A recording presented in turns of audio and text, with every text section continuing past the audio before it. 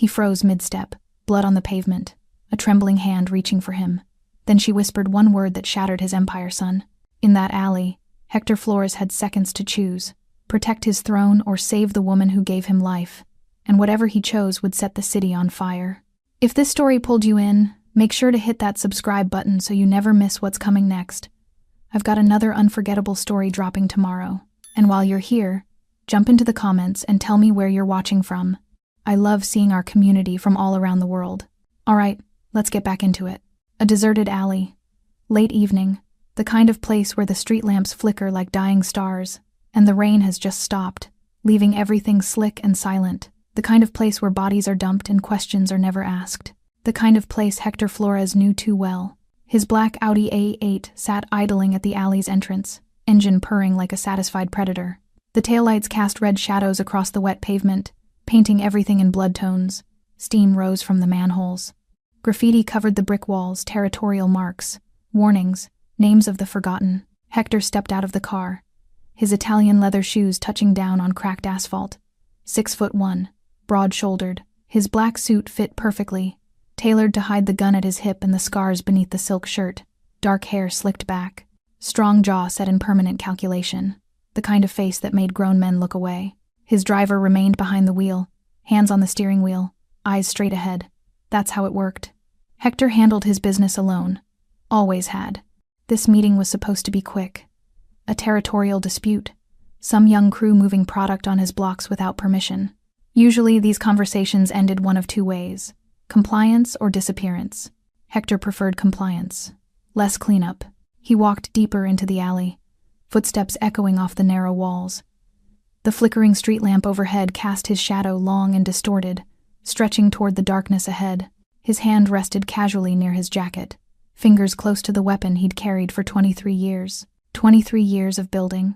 23 years of controlling every corner, every deal, every breath taken on his streets. 23 years of being untouchable. Then he saw her. At first, it was just a shape, a heap of clothes against the brick wall about 30 feet ahead. Hector had seen this before: homeless people, addicts, sometimes bodies left as messages. The city had a way of discarding people in places like this. He almost kept walking. Almost. But something made him look closer. Maybe it was the way the hand moved, weak, trembling, reaching toward nothing. Maybe it was the gray hair catching the streetlight. Maybe it was instinct. Hector's stride slowed. The shape became a person. An elderly woman, slumped against the graffiti-stained wall like a broken doll. One shoe missing. Clothes torn. Gray hair matted dark with something wet. Blood. Hector's hand moved from his gun to his side, hanging useless. His feet carried him forward, but his mind was screaming at him to stop, to turn around, to call someone else. But he couldn't stop. 20 feet away now. He could see her face.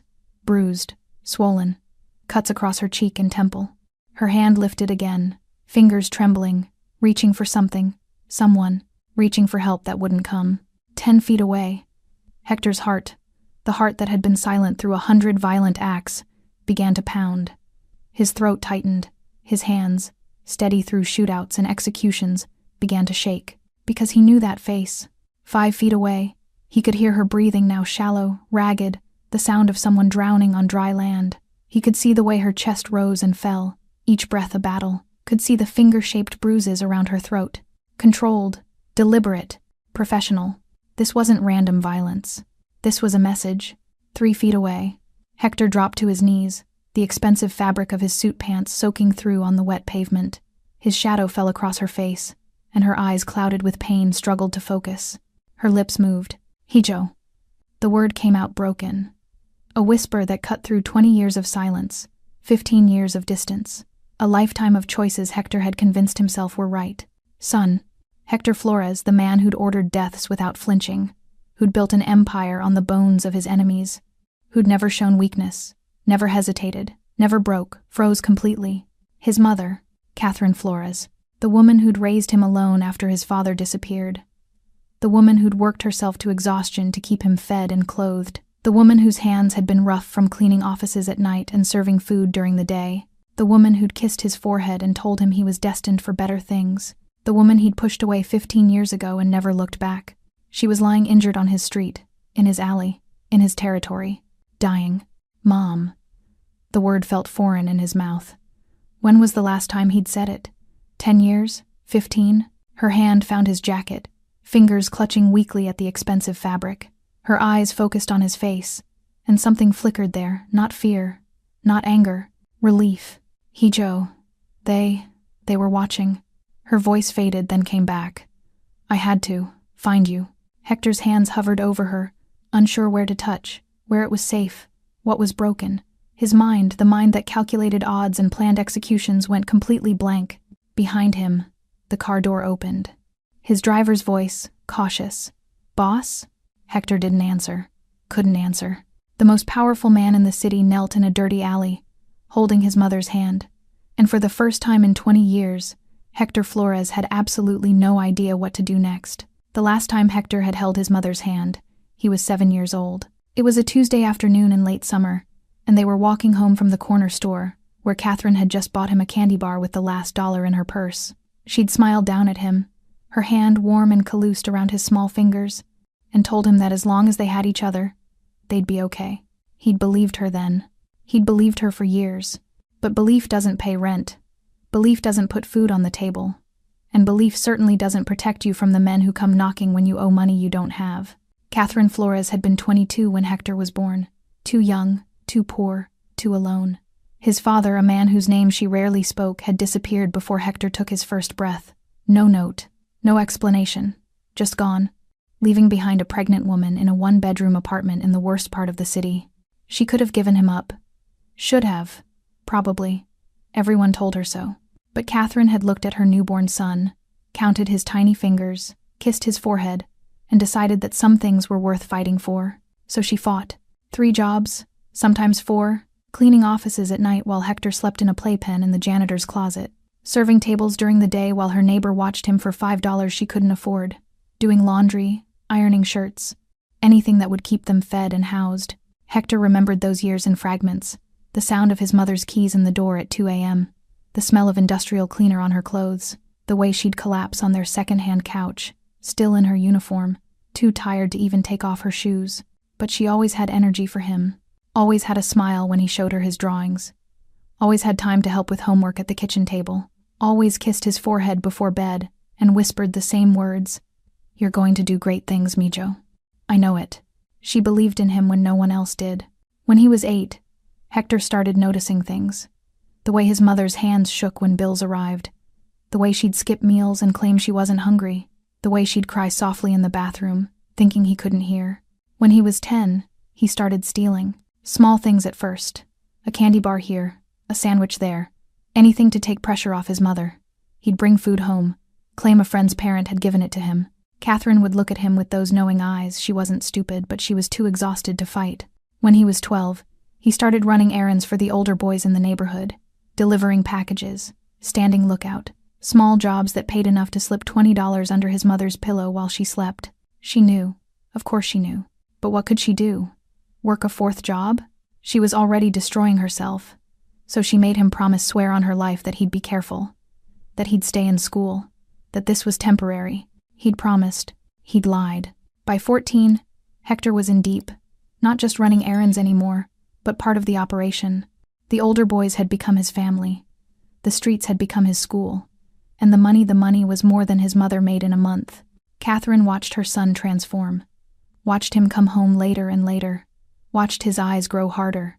Watched him start carrying himself like someone who'd seen things no child should see. She begged him to stop. He told her he was doing it for her. For me. She'd grabbed his face, tears streaming. "Hijo, I don't want this for you. I don't want blood money. I don't want you becoming them." "Then what do you want?" Hector had shouted back.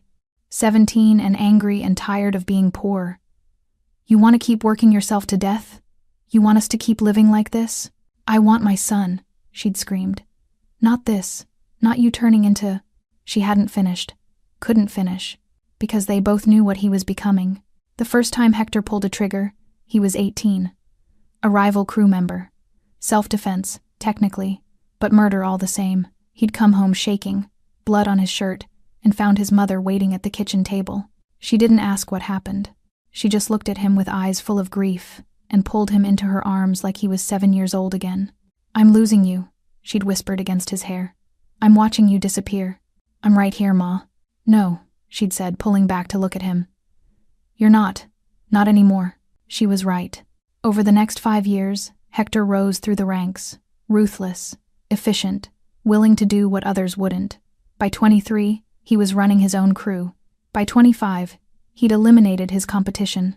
By 26, he controlled a third of the city. And Catherine watched it all from the same small apartment, growing older and more heartbroken with each passing year. She'd stopped begging him to leave, stopped crying, stopped asking questions about the blood on his clothes or the bruises on his knuckles. She just loved him, quietly, desperately. But love has limits. The breaking point came on a Thursday night. Hector, 26 years old, showed up at her apartment at 3 a.m. with 3 bullet holes in his car and enemies who knew where his mother lived. He'd found Catherine sitting in the dark, rosary beads in her hands, waiting. They're coming for you, she'd said softly. Aren't they? He couldn't lie to her. Not about this. I'm moving you, he'd announced. Tomorrow, new apartment, across town, somewhere safe. Safe? She'd laughed, bitter and broken. There's no safe, Hector. Not in your world. There is if you're away from me. The words had hung between them like a death sentence. So that's it? Catherine had stood, old before her time at 48. You're just leaving me? I'm protecting you. You're abandoning me. Ma, don't. She'd held up her hand. Don't call me that while you're doing this. He'd moved her anyway, set her up in a modest apartment 20 miles away, paid her rent through a lawyer, sent money every month through an intermediary, and stopped visiting, stopped calling, stopped being her son. He told himself it was for her safety. That distance meant protection. That loving someone meant letting them go. 15 years of that lie. 15 years of convincing himself he was doing the right thing. Until tonight. Until he found her bleeding in his alley, whispering his name, reaching for the son she'd never stopped loving. Hector looked down at his mother's broken face, at the finger-shaped bruises on her throat, at the way her hand still clutched his jacket like she was afraid he'd disappear again. And for the first time in 15 years, Hector Flores did something he thought he'd forgotten how to do. He broke. Boss! The driver's voice came again, more urgent this time. Boss, we need to move. Hector didn't respond. Couldn't respond. His entire world had collapsed into this moment. His mother's labored breathing, the blood soaking through her clothes, the cold pavement beneath his knees. Catherine's eyes fluttered, struggling to stay focused on his face. Her lips moved again, forming words that barely had sound. I'm sorry. I had to. Find you. Shh. Ma. Don't talk. Just... Hector's voice cracked. When was the last time his voice had cracked? Just stay with me. He forced himself to assess the damage, the way he'd been trained to assess everything clinically, methodically. But this wasn't some soldier who'd taken a bullet. This wasn't business. This was his mother. The cuts on her face were deep but not fatal. Defensive wounds on her forearms she'd tried to fight back. The bruising around her throat made his stomach turn. Someone had choked her, released, then struck her. The pattern was deliberate, professional. This was torture, not murder. Not yet. His hands hovered over her body, afraid to touch, afraid of what else he might find. Her left side, the way she winced when she breathed broken ribs. Probably. The angle of her ankle twisted, maybe fractured. How long have you been here? Hector asked, his voice barely above a whisper. Hours, I think. They left me, they said. She coughed, and blood flecked her lips. They said to give you a message. Ice flooded Hector's veins. What message? That no one is safe. Her hand tightened on his jacket. That they know where to hurt you. Behind him, footsteps. His driver had gotten out of the car, standing at a respectful distance but clearly agitated. Boss, I don't mean to rush, but we're exposed here. If this is a setup, it's not a setup. Hector's words came out sharp, definitive. How do you know? Because if they'd wanted to kill him, they would have. This wasn't an ambush. This was something worse. This was a demonstration. Hector's mind raced through the possibilities. Who would dare? Who would be stupid enough, bold enough, suicidal enough to touch his mother? Not his rivals. They feared him too much. Not the Russians. They had an understanding. Not the Colombians. They needed him. Which left only one possibility. One that made his blood run cold and his hands curl into fists. Someone inside. Someone close enough to know about Catherine. Close enough to know where she lived. Close enough to arrange this without raising alarms. A betrayal. Boss? The driver stepped closer. What do you want me to do? Hector looked down at his mother. At the woman who'd given him everything. The woman he'd pushed away for 15 years because he'd convinced himself that distance meant safety. He'd been wrong. The realization hit him like a physical blow. All his power, all his control, all his carefully constructed walls, they'd meant nothing. His enemies had still found her, had still hurt her, and they'd done it on his streets, in his territory, in his world. His protection had been an illusion. We need a hospital, Hector said finally. The driver's face went pale. Boss, you know what that means. Questions, police, records. If anyone traces this back, I know what it means. Your competitors will see it as weakness. Your own men will question. I said I know. Hector's voice was steel. He looked up at the driver, and something in his expression made the man take a step back. Get the car ready. Boss, think about this.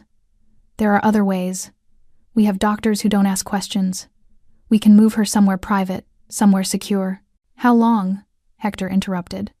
What? How long to get a doctor to a secure location? How long to set up? How long before she gets real medical care? The driver hesitated. An hour, maybe 2. Hector looked back at his mother. At the blood. At the way each breath seemed harder than the last.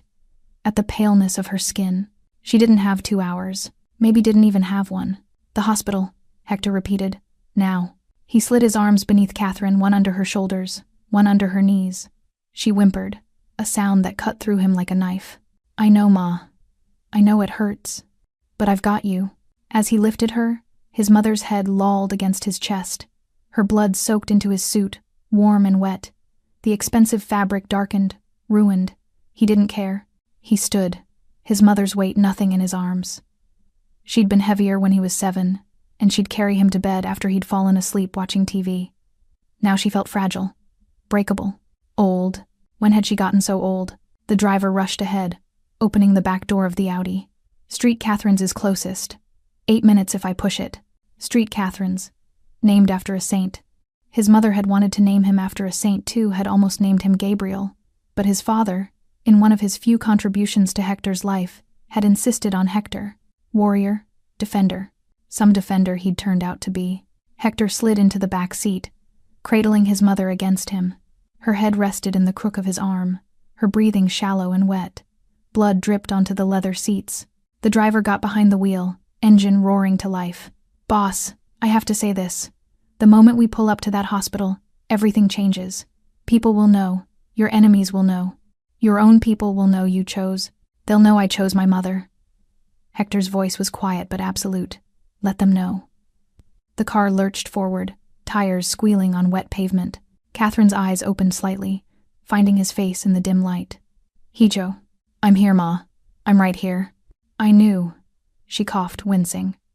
I knew you'd come. For me. The words shattered something inside him. Because she was right. After 15 years of absence, 15 years of distance, 15 years of convincing himself he was protecting her by staying away when it mattered, he'd come. But he'd come too late. I'm sorry, Hector whispered, the words foreign on his tongue. How many years since he'd apologized to anyone? Ma, I'm so sorry. For everything. For leaving. For... Shh. Her hand found his face, fingers trembling against his cheek. You're here. Now. That's what matters. The city blurred past the windows. Streetlights. Storefronts. People who had no idea that in the back of that speeding black Audi, the most powerful man in the city was holding his dying mother and praying to a god he'd stopped believing in years ago. Stay with me, Hector murmured, repeating it like a mantra. Just stay with me, Ma. Please. Catherine's hand slipped from his face. Her eyes closed, and Hector Flores, who'd faced down armed enemies without flinching, who'd built an empire on fear, who'd never shown weakness, felt tears burn down his face for the first time in 20 years. The fluorescent lights of Street Catherine's emergency room were too bright, too sterile, too far from the world Hector knew. He stood in the hallway outside the trauma bay, suit still soaked with his mother's blood, hands shaking with adrenaline he couldn't burn off.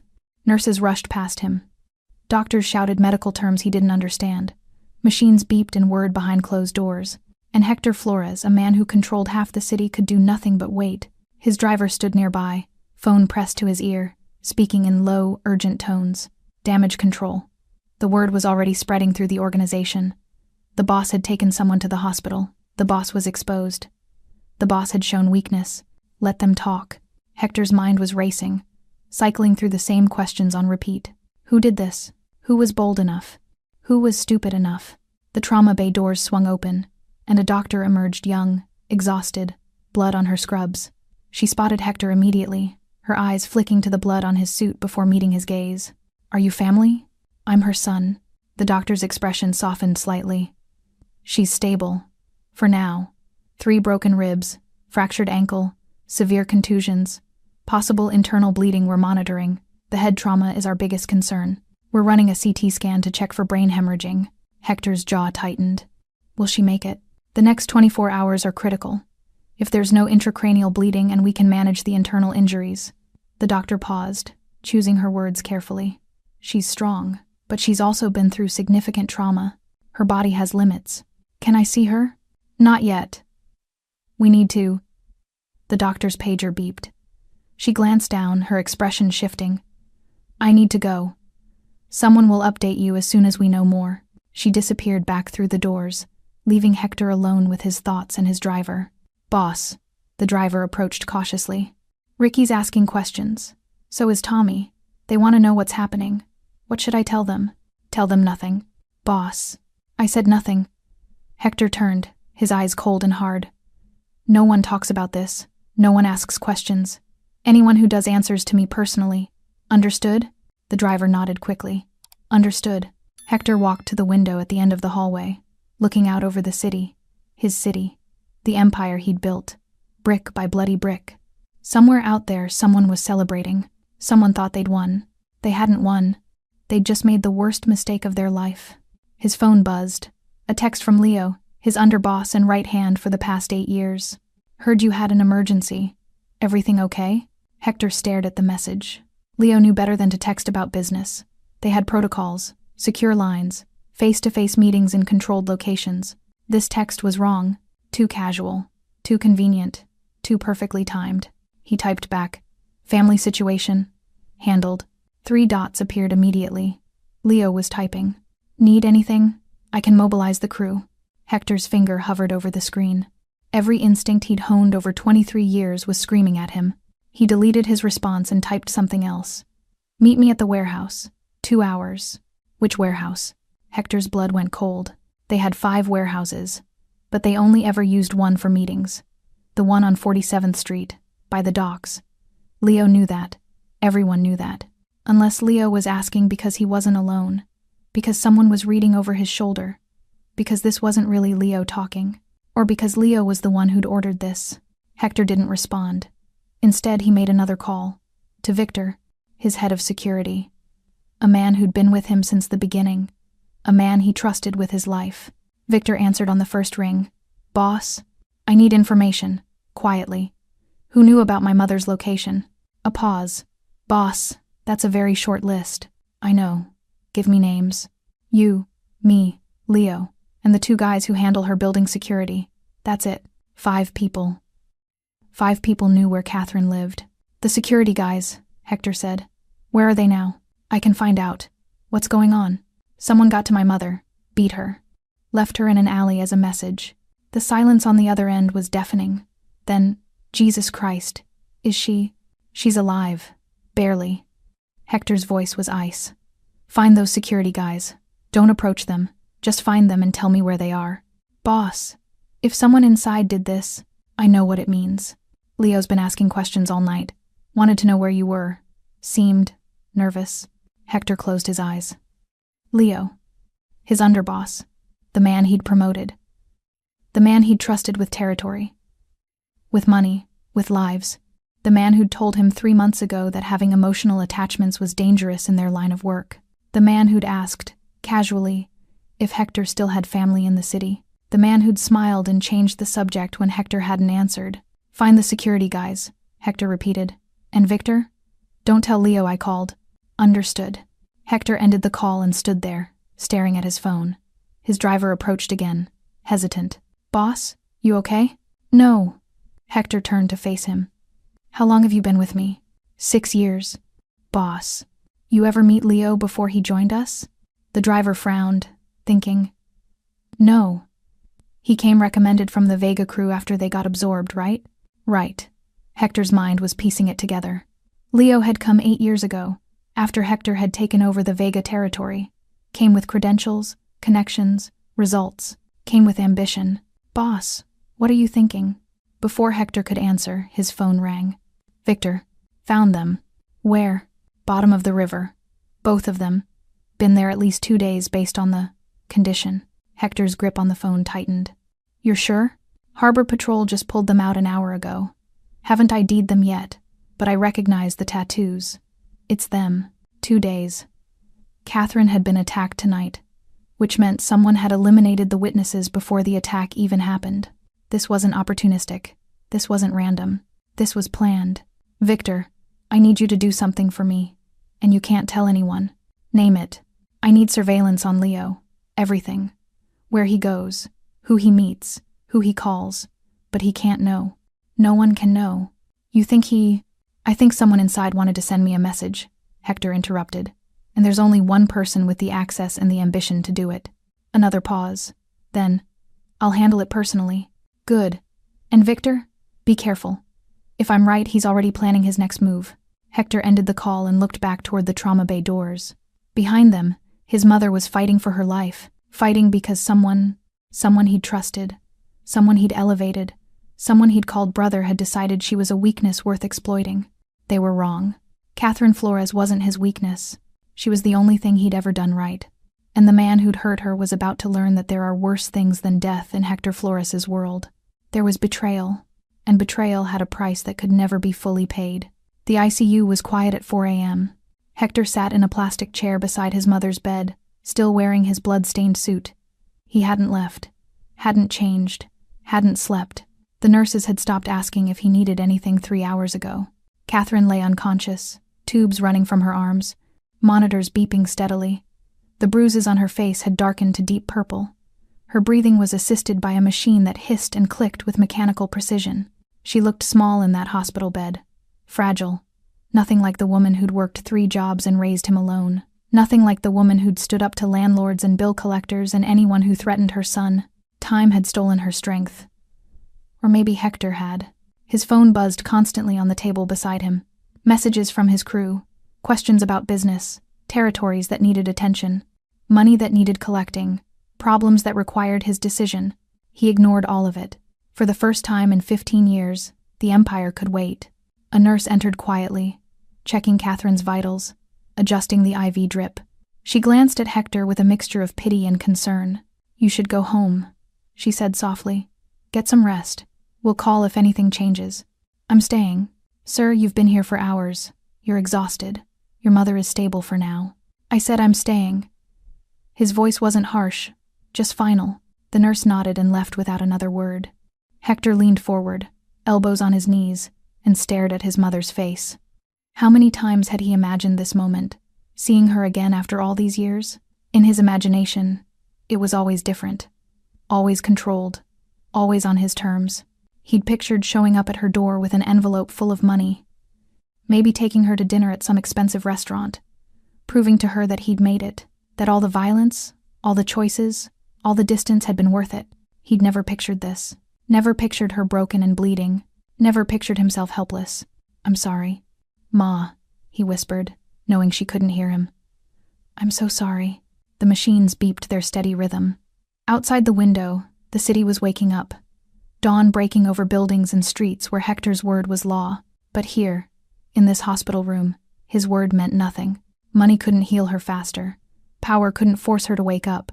Fear couldn't change the fact that he'd failed the one person who'd never failed him. His phone buzzed again. This time, he looked. Victor. Leo met with the Cordero brothers at 3 a.m. Left alone, seemed agitated. The Cordero brothers. Mid-level dealers who'd been pushing for more territory. Ambitious. Reckless. Exactly the type Leo would use if he was planning something. Hector typed back. Keep watching. He set the phone down and reached for his mother's hand. Her skin was cold, papery. He remembered when her hands had been strong, capable of anything. Now they felt like they might crumble at his touch. You know what the worst part is? Hector spoke quietly to the unconscious woman. I convinced myself I was protecting you, that staying away kept you safe. But all I did was make you easier to hurt. The machines continued their rhythm. I should have visited, should have called, should have been. His voice cracked. Should have been your son. He sat back, wiping his eyes with the back of his hand. When was the last time he'd cried before tonight? He couldn't remember. Maybe the day Catherine had confronted him about the blood on his shirt. Maybe the day he'd moved her across town and driven away without looking back. Maybe he'd just stopped feeling things entirely. The door opened again. Not a nurse this time. A doctor, the same one from earlier. She looked more exhausted than before, but her expression was cautiously optimistic. Mr. Flores? Hector stood immediately. How is she? The CT scan came back clear. No brain hemorrhaging. The internal bleeding has stabilized. Her vitals are improving. The doctor managed a tired smile. She's a fighter. She always has been. The next 24 hours are still critical, but I'm cautiously optimistic. She's responding well to treatment. Her body is healing. Hector felt something release in his chest. Not relief, not yet, but hope. Terrifying, fragile hope. When will she wake up? Hard to say. Could be hours, could be days. We've sedated her to let her body focus on healing, but based on her responses, I believe she'll regain consciousness. The doctor paused. Mr. Flores, I need to ask. The police will want to speak with her about what happened, about who did this to her. Let them try. The doctor frowned. Sir, whoever did this will be dealt with. Hector's tone left no room for discussion. My mother won't be speaking to the police. That's not really. It is. Hector turned to face the doctor fully. My mother has been through enough. She needs to heal, not relive her trauma for a police report that won't go anywhere. You're a doctor. Her health is your concern. Let me worry about justice. The doctor studied him for a long moment, clearly weighing her options. Finally, she nodded. I'll note in her chart that she's not well enough for questioning, but eventually won't matter. The doctor left, and Hector sat back down beside his mother's bed. 30 minutes later, Catherine's fingers twitched. Hector leaned forward immediately. Ma? Her eyes moved beneath closed lids. Her lips parted slightly. The heart monitor's rhythm changed, becoming stronger. Ma, can you hear me? It's Hector. I'm here. Catherine's eyes fluttered open. Unfocused at first, struggling against the medication and the pain.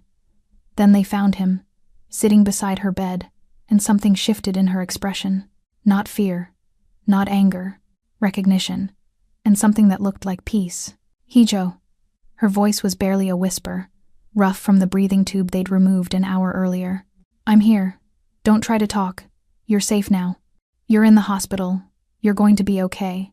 Catherine's hand moved slightly, and Hector caught it, holding it gently between both of his. I knew, she whispered. I knew. You'd come. I'm sorry it took me so long. Her eyes closed briefly, then opened again. When she spoke, each word was an effort. I always knew what you were, Hector. His throat tightened. Ma, I just prayed. She paused, breathing carefully. I just prayed. You wouldn't lose yourself. Completely. The words hit him harder than any bullet ever had. I saw the news, heard the stories. Catherine's grip on his hand strengthened slightly. I always knew. My baby boy was still in there, somewhere. Tears burned down Hector's face. I don't know if he is, Ma. I don't know if there's anything left of that kid you raised. Catherine's eyes locked on his, clearer now despite the pain and medication. You're here, aren't you? She whispered. You came. For me. You didn't. Walk away. I never should have walked away in the first place. But you came back. Her hand squeezed his. That's what matters. You came back. A nurse appeared in the doorway. Mr. Flores, she needs to rest. 1 more minute, Hector said, without looking away from his mother. Catherine's eyes were already closing, exhaustion pulling her under, but before she slipped back into sleep, she whispered 3 words that shattered what was left of Hector Flores's carefully constructed armor. I forgive you. Hector sat frozen, his mother's hand in his, and realized something that terrified him more than any enemy ever had. He'd spent 15 years building an empire, but he'd just spent one night discovering what he'd lost to build it.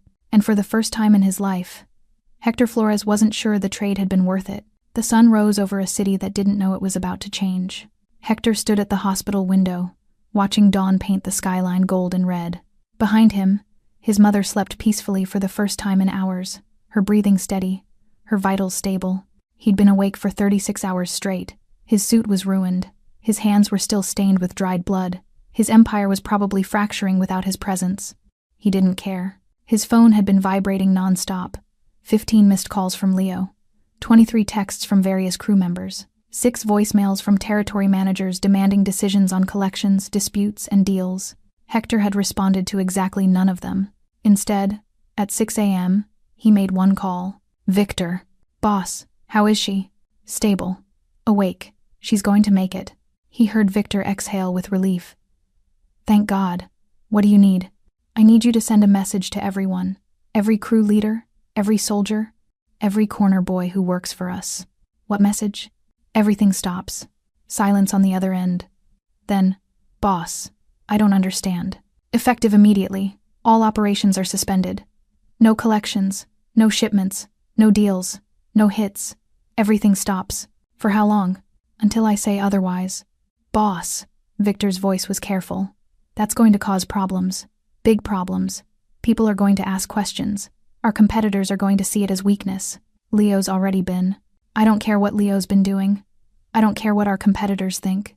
And if anyone has a problem with my orders, they can bring it to me personally. Another pause. You're sure about this?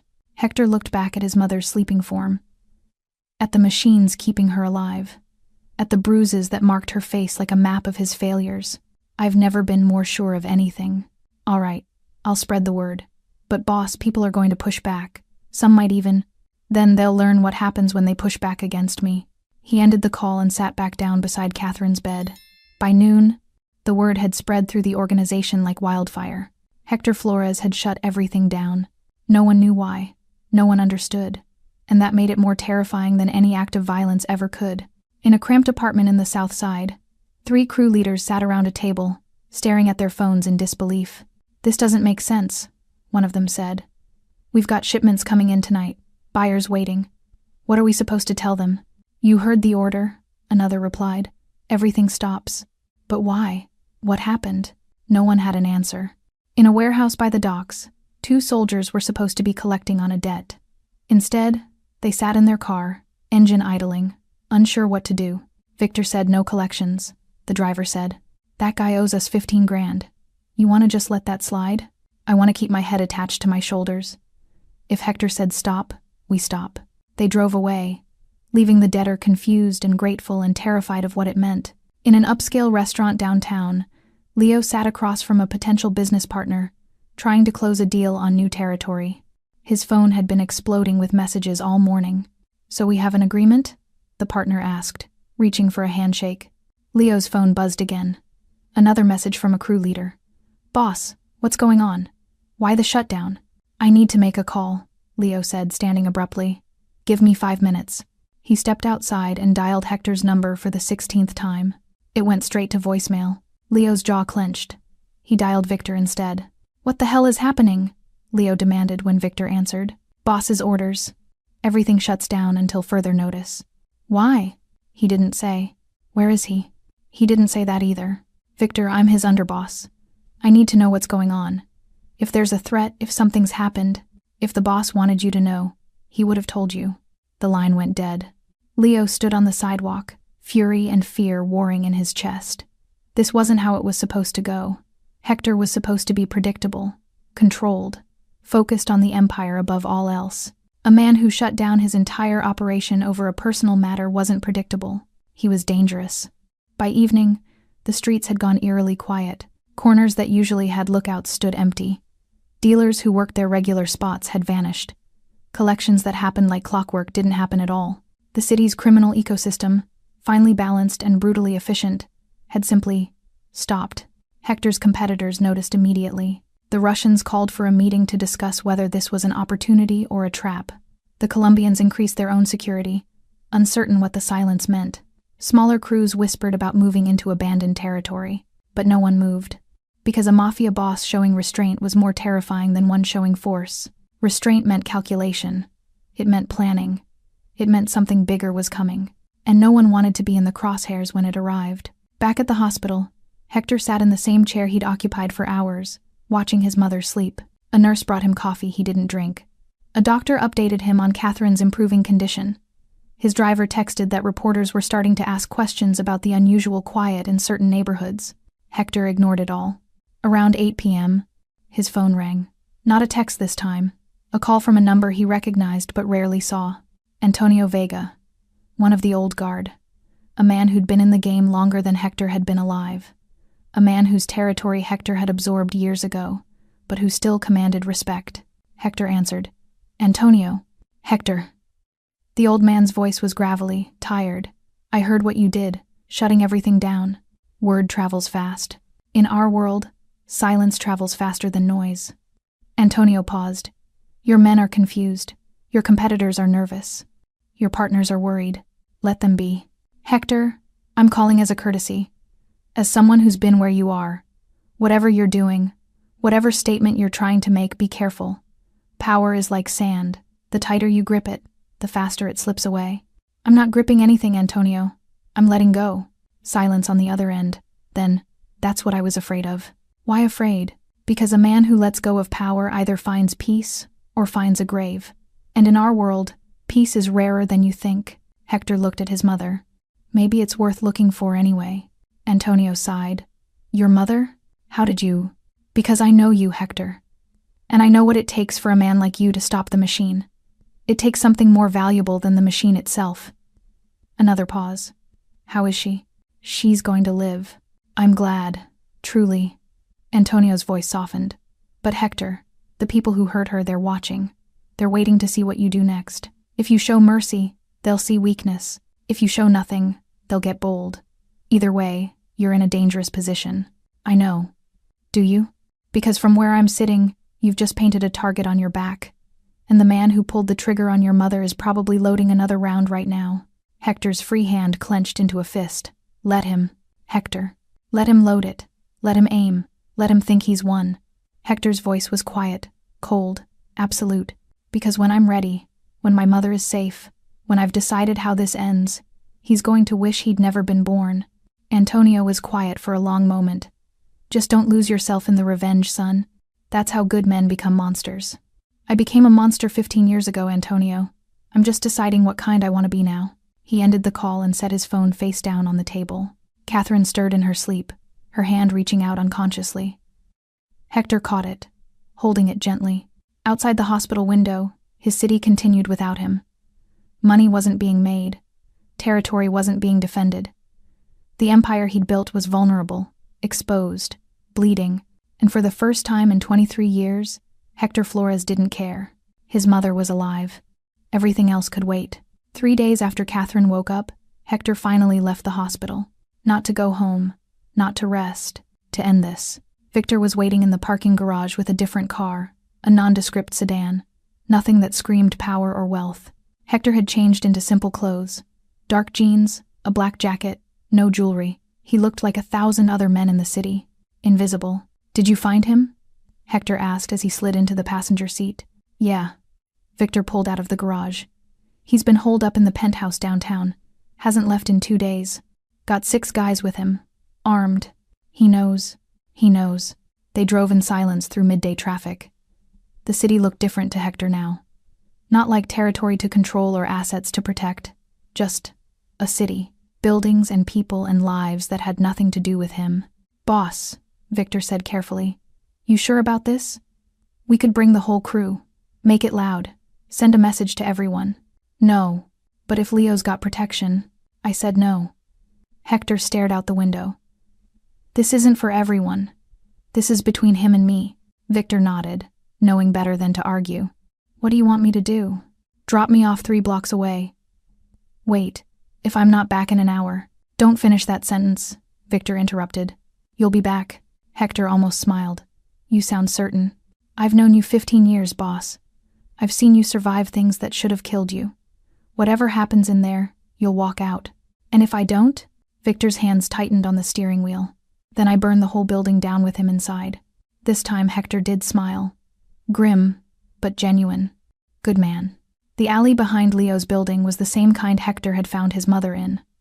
Narrow, dirty, forgotten. The kind of place where the city kept its secrets. Hector had texted Leo 15 minutes earlier. Back entrance. Alone. We talk. Leo had responded immediately. About time. Now Hector stood in the shadows, waiting. The rain had started again, light and cold, soaking through his jacket. He'd left his gun in the car. This conversation didn't need weapons. It needed truth. Footsteps echoed in the alley. Leo appeared from a service door, flanked by 2 of his men.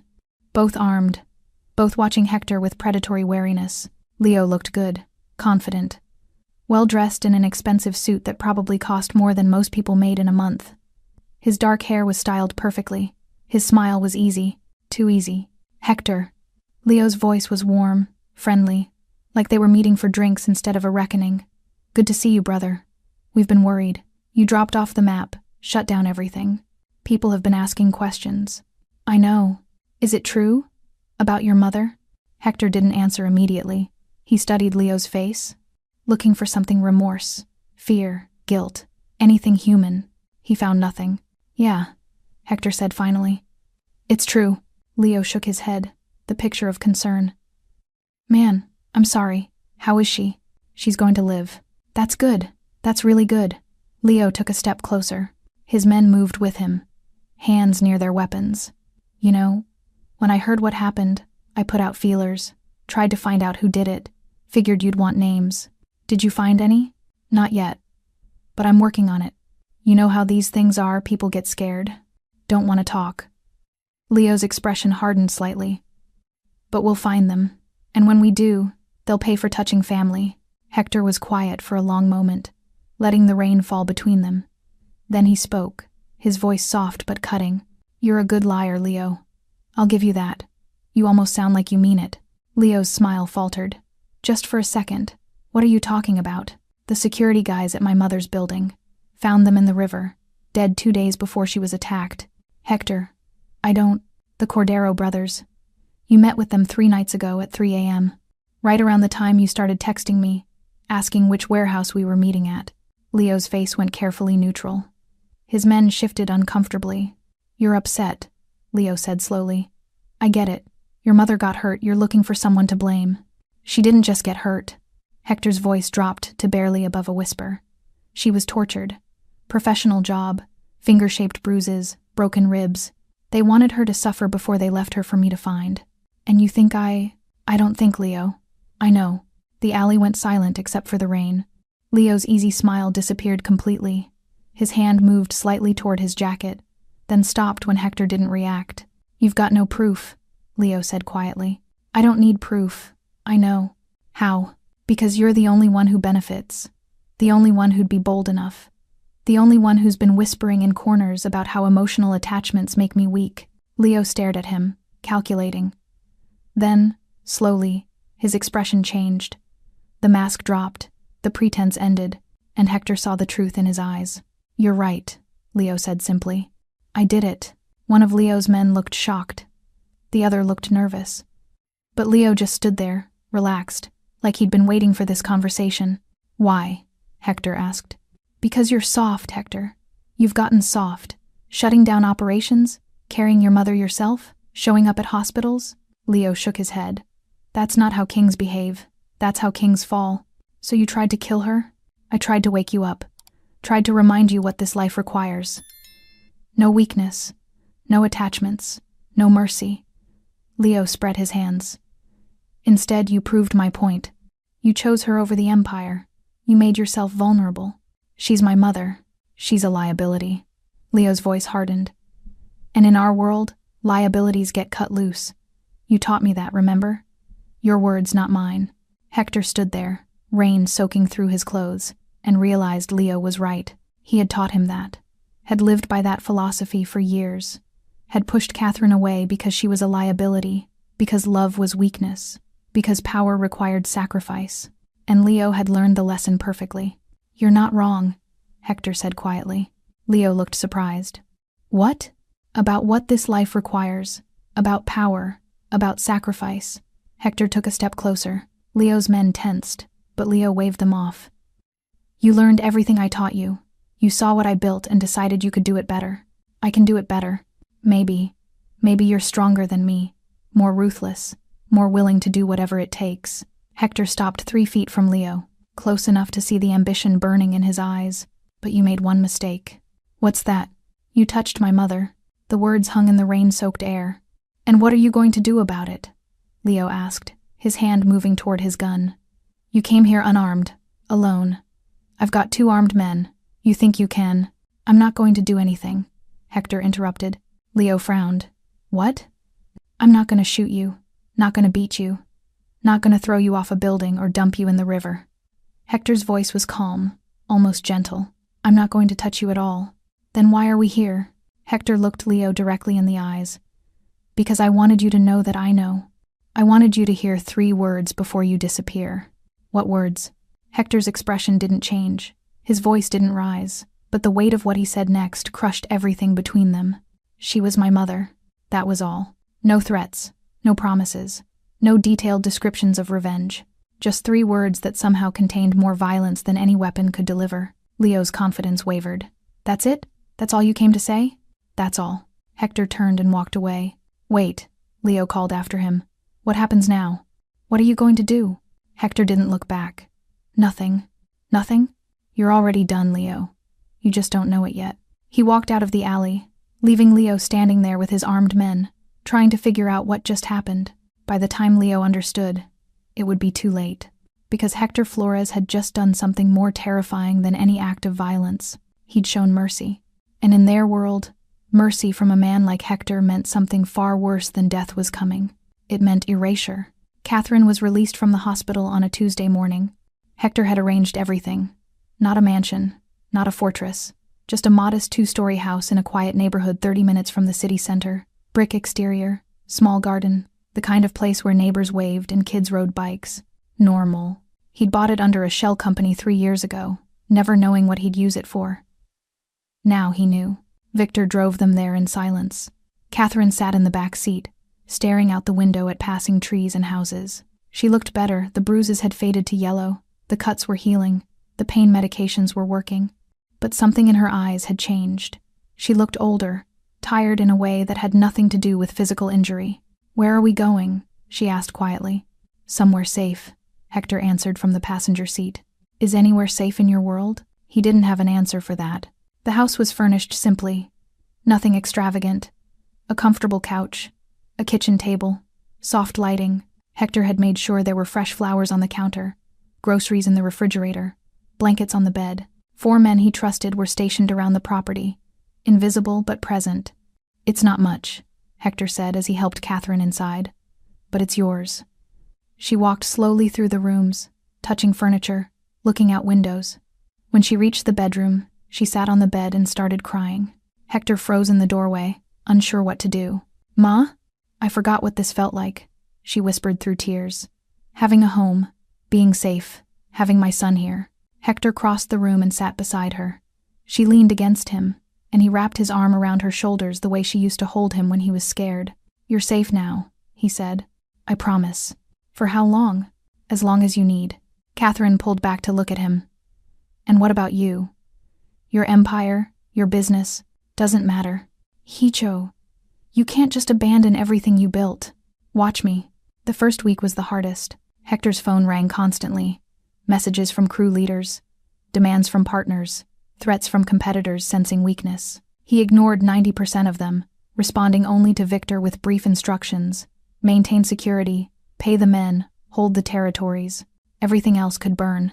He spent his days at the house with Catherine, cooking meals he barely knew how to make, watching terrible television shows, helping her walk around the garden as she regained her strength. Simple things, normal things, things he'd never done. One afternoon, he was making soup badly, burning the onions, adding too much salt when Catherine shuffled into the kitchen. "You never learned to cook," she observed, smiling slightly. "No, you always did it. Because you were too busy running the streets." Hector stopped stirring. "Ma, I'm not angry, Hector. I'm just stating facts." She sat at the table. "Can I help?" "You're supposed to be resting." "I've been resting for 8 days. I'm going crazy." She gestured to the pot. "You're burning that, by the way." He looked down. She was right. Catherine stood slowly and joined him at the stove. Together, they salvaged the soup. She corrected his technique, added proper seasoning, turned something inedible into something that actually smelled good. "There," she said when they finished. "See? Not so hard." They ate together at the kitchen table.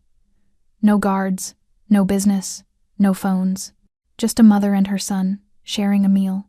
"This is nice," Catherine said softly. "Yeah, it is. You could have this, you know. A normal life.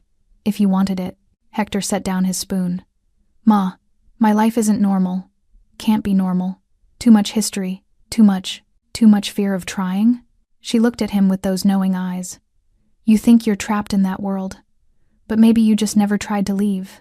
The words settled between them. By the second week, something shifted. Hector's men noticed it first. He stopped responding to texts about territory disputes. Stopped making decisions about collections. Stopped caring about profits and power plays. He just existed.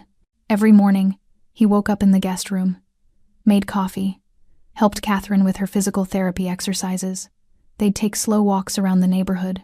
She'd talk about the weather, the neighbors, anything except his past. He'd listen. In the afternoons, they'd sit in the garden. Catherine would read. Hector would just sit, watching birds, feeling sunlight, doing nothing. At night, they'd eat dinner together. Simple conversations. She'd tell stories about his childhood, the good parts, before everything went wrong. He'd laugh at memories he'd buried for years. Then he'd check the security, make sure the guards were alert, and go to bed. It was the quietest his life had ever been. And the strangest part? He didn't hate it. One evening, as they watched the sunset from the porch, Catherine spoke without looking at him. "Your men are worried about you. I know. They don't understand what you're doing. I don't either." She turned to face him. "Then why are you doing it?" Hector was quiet for a long time. When he finally spoke, his voice was raw. "Because for 23 years, I built something that required me to be a monster. I convinced myself it was necessary, that I was protecting you, protecting myself, building something that mattered." He looked at his mother. "Then I found you bleeding in an alley, and I realized that everything I built meant nothing. None of it protected you. None of it made me happy. None of it was worth what I lost." "And what did you lose?" "You, myself, any chance at being the man you raised me to be." Catherine reached over and took his hand. "You're still that man, Hector. He's just been buried under a lot of bad choices. But he's still there." She squeezed his hand. "I see him every time you make terrible soup, every time you help me walk, every time you choose to be here instead of out there." Hector felt his throat tighten. "I don't know how to be both, Ma. I don't know how to be your son and still be who I am." "Then maybe," Catherine said gently, "it's time to decide who you want to be." The decision came on a Wednesday morning. Hector woke early, made coffee, and sat in the garden as dawn broke. Catherine was still sleeping. The neighborhood was quiet, sprinklers running, birds singing, someone's dog barking in the distance. Peace. He pulled out his phone and made a call. "Victor, boss. Everything okay? I need you to set up meetings. With everyone who matters." "Everyone?" "The Russians, the Colombians, Antonio Vega, the territory managers, everyone." "What's this about?" "I'm walking away." Silence. "Victor, you still there?" "Yeah, I'm here. Boss, you can't be serious." "I've never been more serious. You built this empire from nothing. You can't just—" "I can. And I am." Hector's voice was firm. "Set up the meetings. I'll explain everything then." He ended the call before Victor could argue further. The meetings happened over 3 days. First came the Russians. Dmitri and his brother Alexei, sitting across from Hector in a warehouse office, confused and suspicious. "You're selling?" Dmitri asked, lighting a cigarette. "Transferring. The Eastern Territories. Take them. No charge." Alexei frowned. "What's the catch?" "No catch. Just one condition: you leave my people alone. Anyone who worked for me gets safe passage out or employment with you. Their choice." Dmitri studied him through smoke. "Why are you doing this?" "Because I'm done. Nobody just walks away from this life." "I am." The brothers exchanged glances. Finally, Dmitri nodded. "Okay. We accept.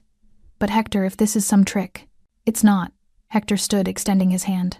"We had a good arrangement. I'm just making sure it continues without me."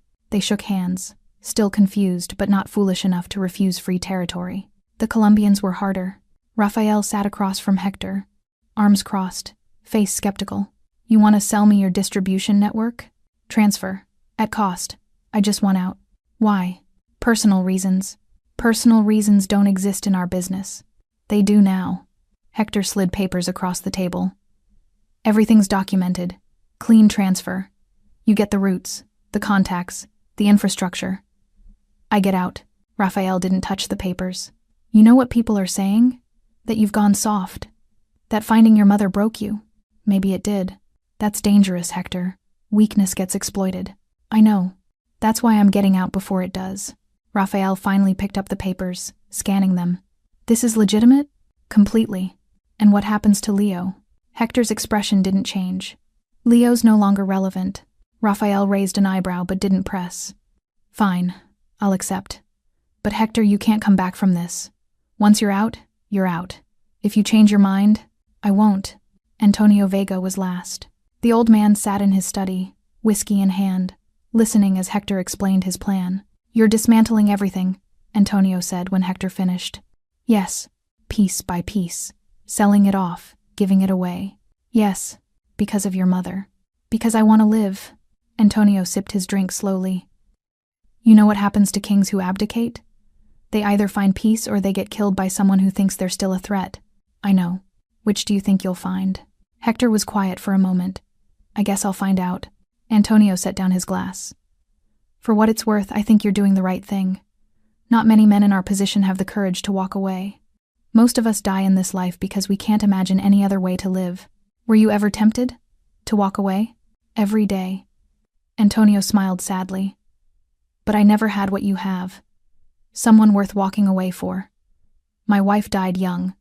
My children wanted nothing to do with me. By the time I realized what I'd lost, it was too late to get it back. I'm sorry. Don't be sorry for me. Be smart for yourself. Antonio stood, extending his hand. Good luck, Hector. I hope you find what you're looking for. They shook hands. What about Leo? Antonio asked as Hector turned to leave. What about him? Word is he's been quiet. Too quiet. Holed up somewhere planning something. He can plan all he wants. You're not worried? Hector paused at the door. Leo wanted my empire. He's about to learn there's nothing left to take. No territories to control. No network to absorb. Just empty buildings and broken connections. He looked back at Antonio. By the time he makes his move, there won't be anything worth moving against. Antonio laughed, a genuine, surprised sound. You're not just walking away. You're burning it all down on your way out. I'm making sure no one else can have what I built. Especially not him. That's brilliant. And cruel. I learned from the best. Within 2 weeks, it was done. Hector's empire, built over 23 years, disappeared like smoke. Territories transferred. Networks dissolved. Partnerships ended. Money distributed to his men's severance packages, retirement funds, enough to start over if they wanted. Some took the money and left the life. Others joined the Russians or Colombians. A few retired completely. Victor came to the house on the final day, carrying a briefcase.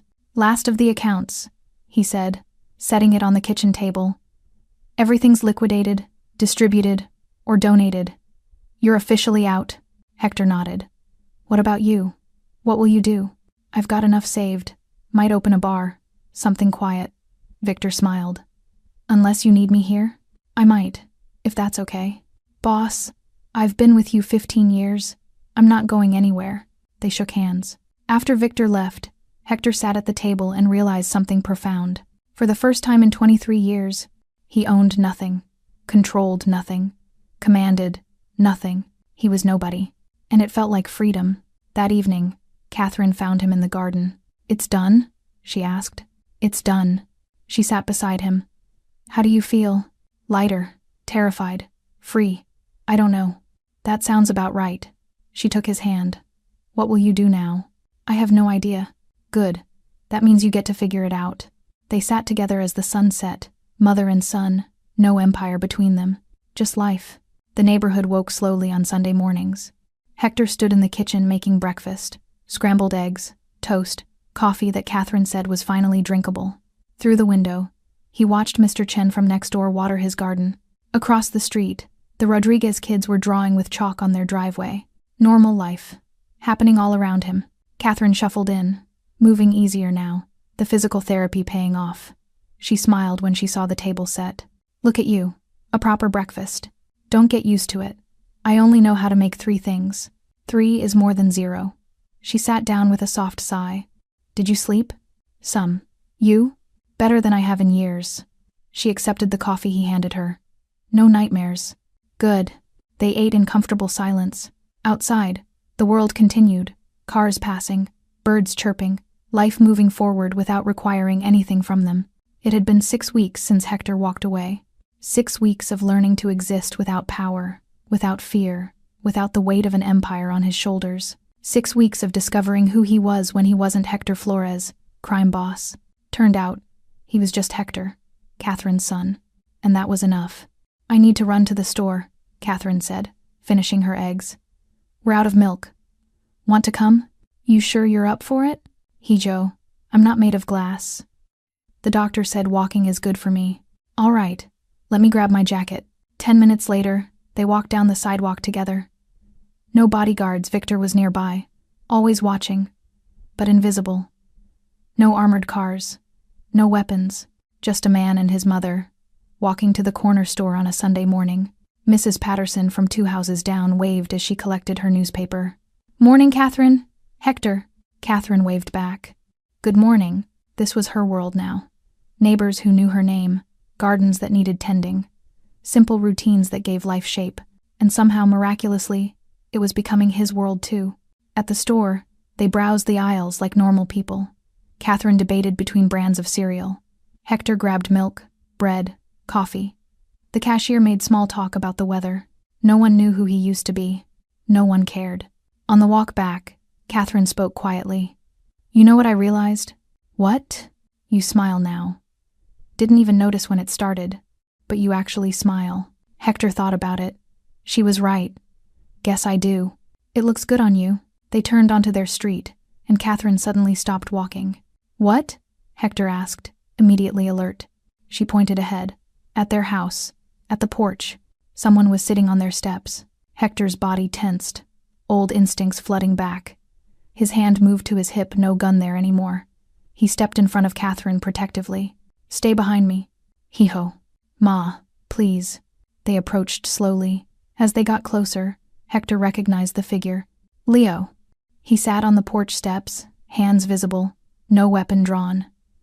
He looked different, thinner, tired, defeated. His expensive suit was wrinkled. His perfect hair was unkempt. He looked like Hector had felt 6 weeks ago. Lost. What are you doing here? Hector asked, stopping 10 feet away. Leo stood slowly, hands still visible. I'm not here to fight. Then why are you here? Because you won. Leo's voice was flat, empty. I spent 6 weeks trying to take what you built, but there's nothing left to take. You gave it all away. I did. The territories, the networks, the money, all of it. Gone. Leo laughed bitterly. You didn't just walk away. You made sure no one could follow you. That was the point. Leo looked at Catherine, then back at Hector. I don't understand you. You had everything. Power, respect, control. And you just let it go. I chose something more important. Your mother. Leo shook his head. That's what makes you weak. No, Hector said quietly. That's what makes me human. Leo stared at him, trying to understand, failing. Finally, he turned to leave, then stopped. They're all talking about you. Everyone. The Russians, the Colombians, even the small-time dealers. They don't know whether to respect you or think you've lost your mind. Let them wonder. They're calling it the most shocking thing they've ever seen. A king who walked away. Hector glanced at Catherine, who was watching with calm, knowing eyes, then back at Leo. Tell them whatever you want. I don't live in that world anymore. Leo nodded slowly, something like understanding finally crossing his face. You actually did it. You got out. Yeah, I did. How does it feel? Hector thought about scrambled eggs and Sunday walks and neighbors who waved. About making terrible soup and learning to smile. About sitting in gardens with his mother, doing nothing, being nobody. It feels like living, he said. Leo looked at him one last time, then walked away without another word. Catherine moved to Hector's side, taking his arm. You okay? Yeah, I'm okay. They walked up the porch steps together and went inside. That evening, They sat in the garden again, their routine now. The sunset painted everything gold and red. Somewhere in the city, Hector's old world continued without him. Territories changed hands, money changed pockets, power shifted. He didn't care. Catherine squeezed his arm. You shocked them all, mijo. Hector looked at his mother, at the woman who'd worked herself to exhaustion for him, who'd forgiven him when he didn't deserve it, who'd never stopped believing he could be better. What shocked them wasn't that I spared lives, he said quietly. No. What shocked them was that the most feared man in the city chose love over legacy. Catherine smiled, tears in her eyes. And how do you feel about that choice? Hector thought about the man he'd been 6 weeks ago, powerful, feared, alone. Then thought about the man he was now, nobody, ordinary, free. I feel like I finally found what I've been looking for my whole life. And what's that? Home. Catherine leaned her head on his shoulder, and they sat together as the sun disappeared and the stars came out. No empire, no throne, no crown. Just a mother and her son, finally together, finally at peace. And for Hector Flores, that was more than enough. It was everything. Thanks for staying with this story right till the final moment. You're the reason these stories come alive. If you're ready for another powerful journey, just tap the next video on your screen. And before you go, leave a quick comment and rate this story from 1 to 10. I'm excited to see your thoughts and connect with you down there.